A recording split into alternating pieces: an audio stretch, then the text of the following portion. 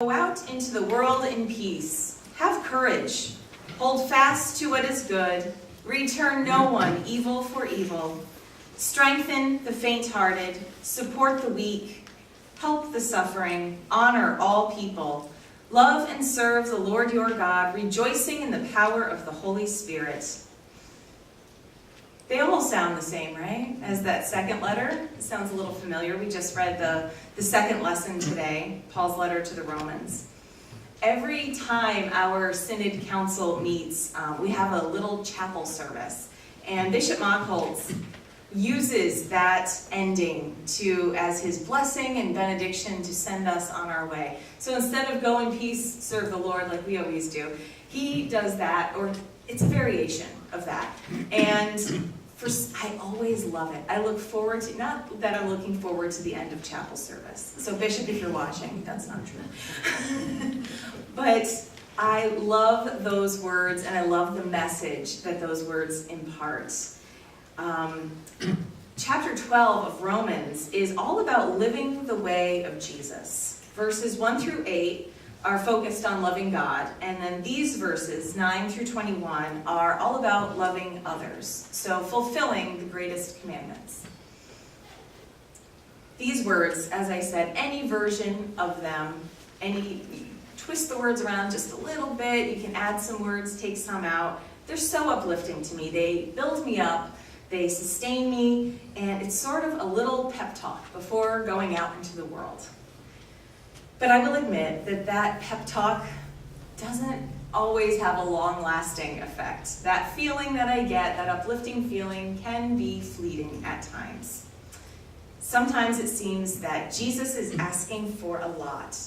He is asking us to reject our human nature to sin and to embrace his divine nature of compassion and love, which is sort of what he's talking about in his gospel lesson. And that's what Paul picks up on a little bit when he's asking us to, hold fast to what is good and return no one evil for evil.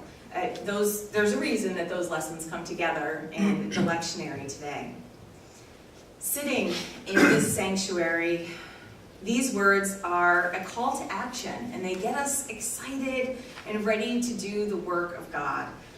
Out on the street, though, this call to action reminds us of how frail our commitment to God can be. Why else would we be implored, in this instance, these words, have courage, right? We're implored to have courage. Knowing what we have to do and doing it are two different things sometimes. Sometimes I find that we may want to use these words against other Christians that we see. This week in the news, we heard about Joel Osteen refusing to open his megachurch's doors to those devastated by Hurricane Harvey. I personally will admit I was saddened by that behavior. He had this enormous space. He has lots and lots of generous people in his congregation, and it just wasn't offered. I felt so sad for all the people who could have used that space. It seemed like a terrible loss, a loss of opportunity to serve others. I told myself, he is supposedly a Christian. That's not a very Christian thing to do. And then I heard myself talking, and I said, wow, that's not very Christian either. I'm judging somebody else. I have long questioned Mr. Osteen's love of money, and have you ever seen his home? Have you ever seen it? It's enormous. I want to say it's probably bigger than the White House. It's huge. It is enormous. And I've heard stories, heard tales about even people from his own congregation saying, yeah, we give much outreach. We don't really do that. And I've heard these things, and it's always saddened me. And so, I came to this story this week with a very, jaded frame of mind.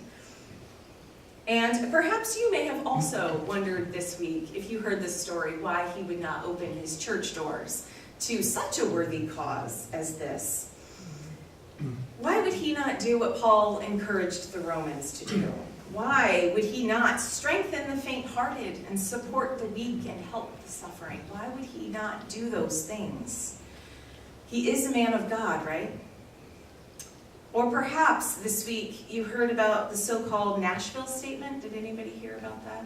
Am I like the news story hour this morning? I'm so sorry. This is where my head has been all week. It's been in a hurricane, and it's been reading about this Nashville statement that was released earlier. So for those of you who don't know, this statement is a declaration by a group of evangelical ministers that denounces same-sex marriage and was initially endorsed by more than 150 people at the Southern Baptist Convention in Nashville. So that's how it got its name. It's not named after the people in Nashville, it's just because that's where they were. And most of the people in Nashville are actually saying, please stop associating this with us. They're not speaking for us. So Article 7, because I felt it necessary, if I'm going to talk about it, I'm going to read every article of it. There are 14 articles in this statement. And Article 7, just to give you an example, states, we deny that adopting a homosexual or transgender self-conception is consistent with God's holy purposes in creation and redemption. This means they believe that if you are a homosexual, it is a sin and not worthy of salvation. I heard this and also wanted to draw their attention to our selection from Romans, saying we are to honor all people. I find it dishonorable to judge in God's place and claim someone is worthy of salvation simply based on whom they love.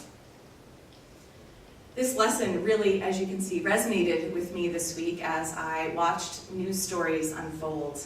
And for other reasons too. I'm noticing this trend lately of a lot of people seem to be embracing an idea of revenge. I've been seeing a lot of calls for revenge.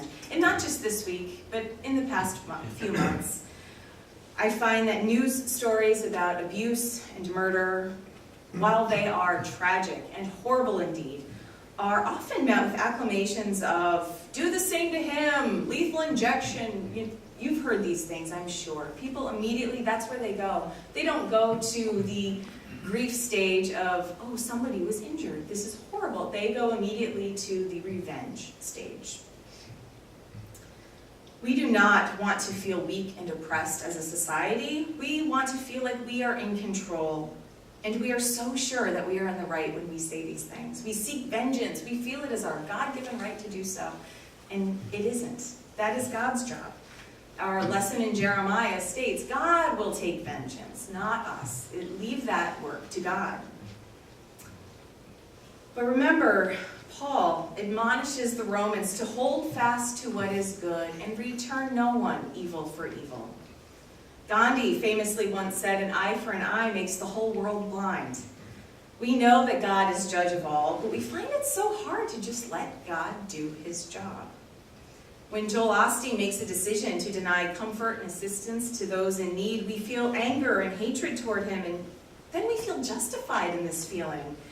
When a group of ministers dishonor our siblings in the LGBTQ community, we might feel anger and hatred toward them, telling ourselves it is righteous anger because, after all, they started this angry, loathing talk.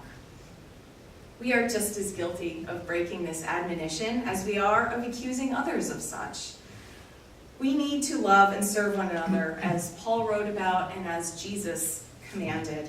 It is not enough that we proclaim it. We have to do it, and we have to do it right. We cannot stand up for the oppressed in such a way that we become hypocrites ourselves, saying hateful things or not loving all of our neighbors. I find there are enough unchurched people who already feel that Christians are hypocritical. So let us not prove them right.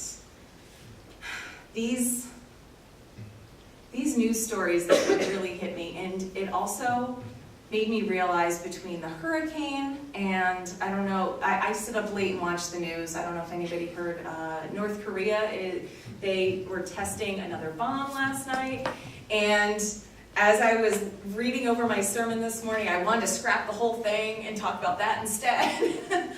But what it all comes down to is, do we have any control over hurricanes? No. Do we have any control over what somebody in North Korea wants to do? We don't. The only thing we have control over is our own actions and how we respond to others. And we are called as God's children to respond in love always. Amen. Amen.